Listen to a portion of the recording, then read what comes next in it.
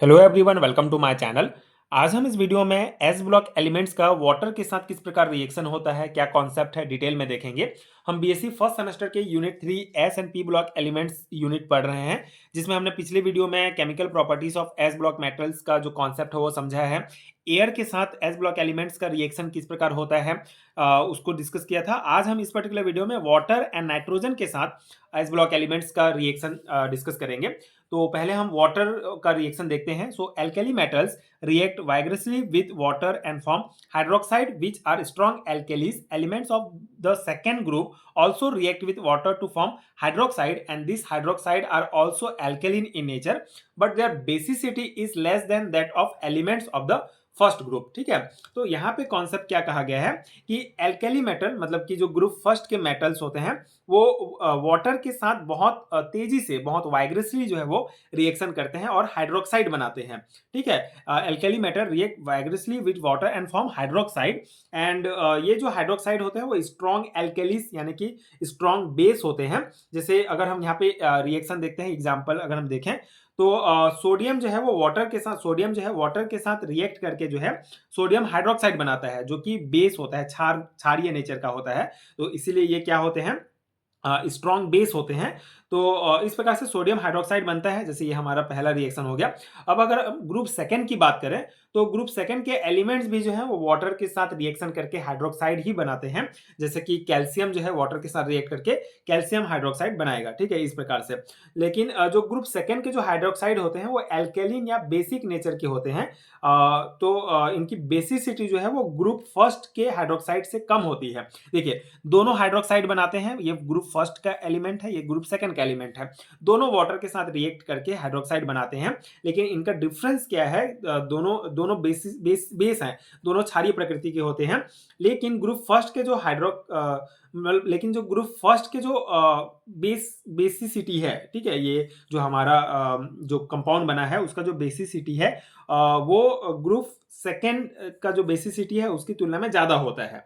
ठीक है, मतलब कि ग्रुप सेकेंड के हाइड्रोक्साइड का जो बेसिक नेचर होगा वो ग्रुप फर्स्ट के हाइड्रोक्साइड से कम होता है। ठीक है, ये आप ध्यान रखेंगे।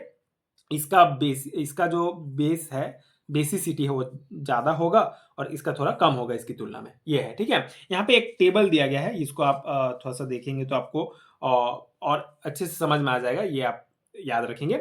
इसमें क्या है, बेसिकली इसमें ग्रुप सेकंड और ग्रुप फर्स्ट और ग्रुप सेकंड के जो हाइड्रोक्साइड जो फॉर्मेशन होगा इस प्रकार से रिएक्शन होके उसको दिया गया है। ठीक है, वाटर के साथ जब एलिमेंट्स रिएक्ट करेंगे ग्रुप फर्स्ट एंड सेकंड के, तो हमारा इस प्रकार का हाइड्रोक्साइड का फॉर्मेशन होगा। तो यहाँ पे जैसे फर्स्ट ग्रुप का जो है वो लिथियम हाइड्रोक्साइड, मतलब लिथियम अगर वाटर के साथ रिएक्ट किया तो लिथियम हाइड्रोक्साइड बनाएगा, sodium hydroxide, potassium hydroxide, rubidium hydroxide, caesium hydroxide. तो इस प्रकार से हाइड्रोक्साइड का फॉर्मेशन होगा ग्रुप फर्स्ट के द्वारा। एंड ग्रुप सेकंड के एलिमेंट्स के द्वारा इस प्रकार से magnesium hydroxide, calcium barium hydroxide, magnesium hydroxide, calcium hydroxide, strontium hydroxide and barium hydroxide का फॉर्मेशन होगा।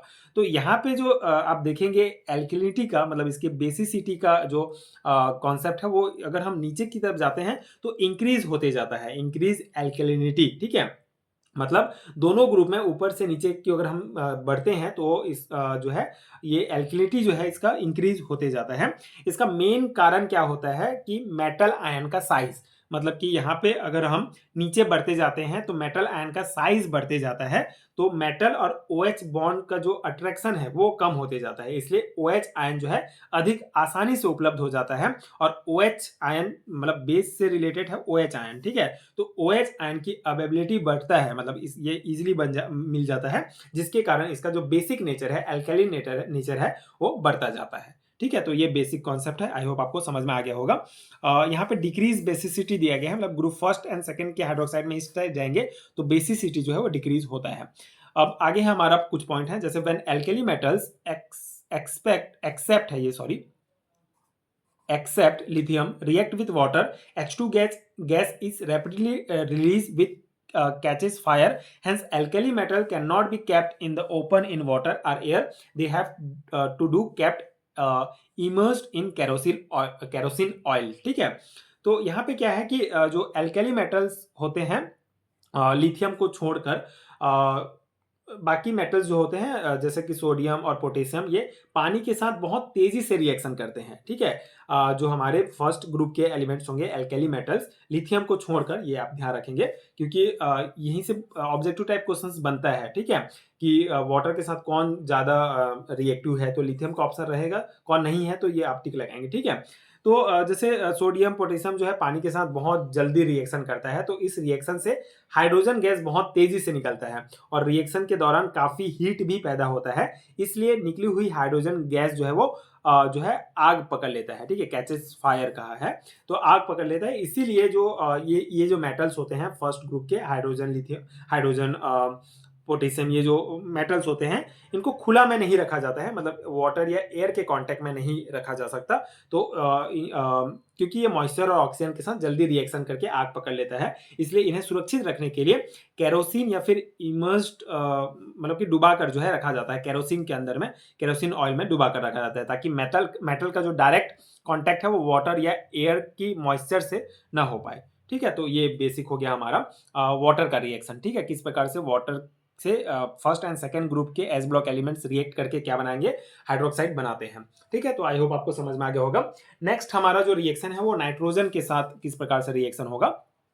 So among the element of group first, only lithium react with nitrogen to form nitrides, which is ruby red ionic compound, ठीक है। तो यहाँ पे क्या कहा गया है कि ग्रुप फर्स्ट के जो एलिमेंट्स हैं उसमें लिथियम ही जो है डायरेक्टली नाइट्रोजन के साथ रिएक्शन करके लिथियम नाइट्राइड बनाता है, ठीक है। बाकी एलिमेंट जो है नाइट्रोजन के साथ रिएक्शन नहीं करते हैं, तो ये जो रिएक्शन है ये नॉर्मल कंडीशन में भी हो सकता है। तो इस रिएक्शन में लिथियम और नाइट्रोजन जो है वो मिलकर लिथियम नाइट्राइड बनाते हैं, ये आप रिएक्शन देख सकते हैं।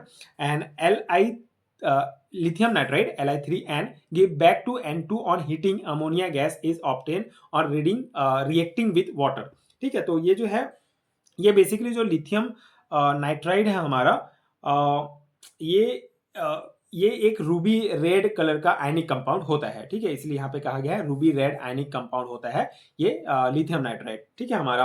तो लिथियम नाइट्राइड जो है आगे पॉइंट क्या है कि वाटर के साथ रिएक्शन करता है और लिथियम हाइड्रोक्साइड और अमोनिया बनाता है, ठीक है। जब ये हमारा मतलब कि ये जो है डिकम्पोज भी हो जाता है, जो लिथियम नाइट्राइड हमारा बना हुआ है ये बेसिकली डिकम्पोज होकर जो है अगेन फिर लिथियम और नाइट्रोजन में चेंज हो जाता है, लेकिन जब लिथियम नाइट्राइड को हम वाटर के साथ रिएक्ट कराते हैं तो हमको ये लिथियम हाइड्रोक्साइड और अमोनिया जो है ये प्राप्त होता है इस रिएक्शन से, ये है, ठीक है।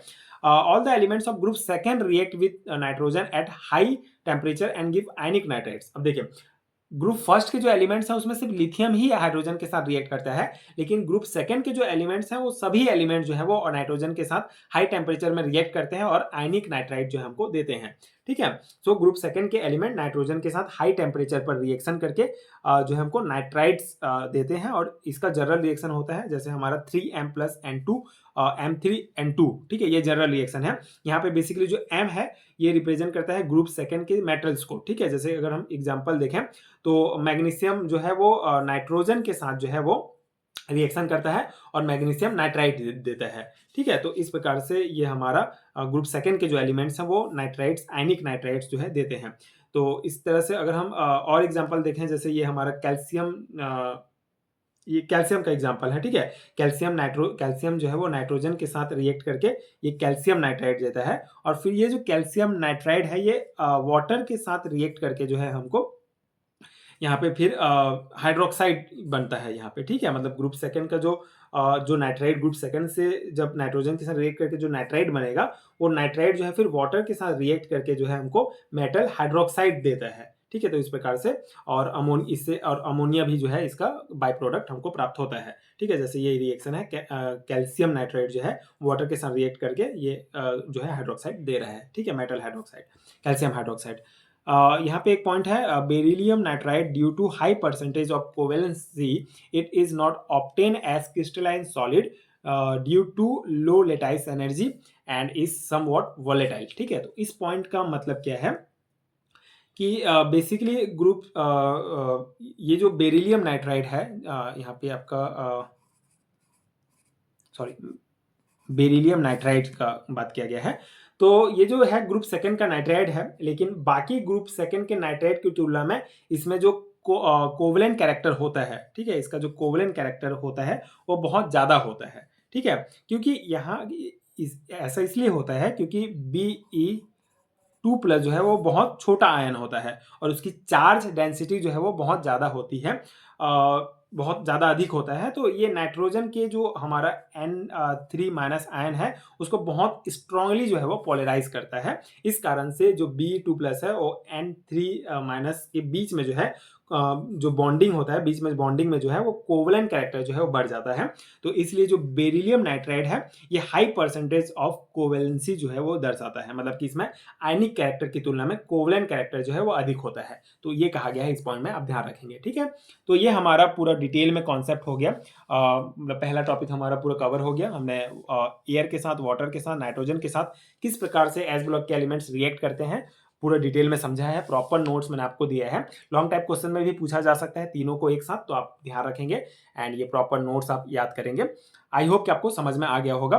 एंड अगर आपको पेड हाइलाइटर नोट चाहिए तो नीचे डिस्क्रिप्शन बॉक्स में पीडीएफ स्टोर का लिंक मिलेगा जहां आप चेक करके नोट्स ले सकते हैं। एंड अगर ये वीडियो हेल्पफुल रहा होगा तो आगे की वीडियोस देखने के लिए आप मेरे चैनल के साथ जुड़े रहिए। And thank you so much for watching.